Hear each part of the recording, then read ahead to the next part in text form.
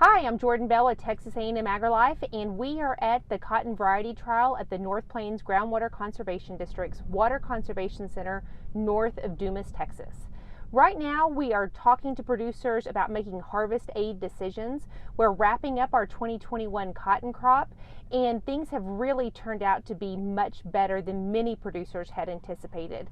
But we do not want to stop cotton maturity prematurely by applying a harvest aid or boll opener too soon. Now, of course, as we look at our forecast this next week, we see that we're going to have some cooler temperatures, and cotton's naturally going to start shutting down anyway.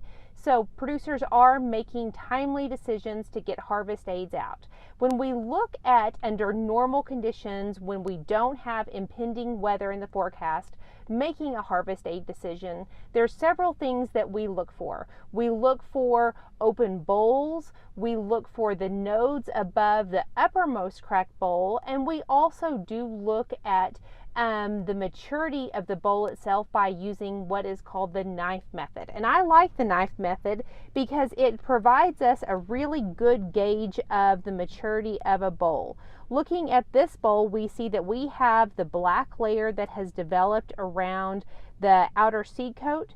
And so as the seed coat starts to darken, the lint maturity the lint has reached its final stage of maturity. Whereas when we look at a less mature boll, we see that we still have a green seed coat. And so our lint, of course, is growing off of that seed, and that seed is still supplying resources to finish the development and the quality of that lint.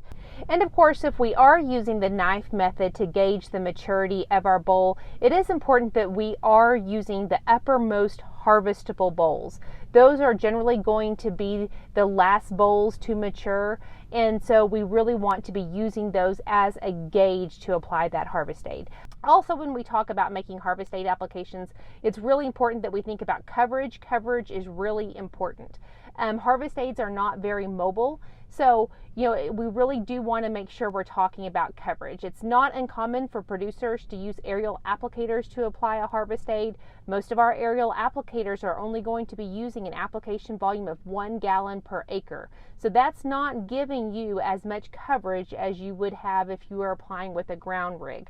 Most of the harvest aid labels do recommend an application volume of 10 to 15 gallons per acre to ensure good uniform coverage so that we can be maximizing the benefit of these harvest aids.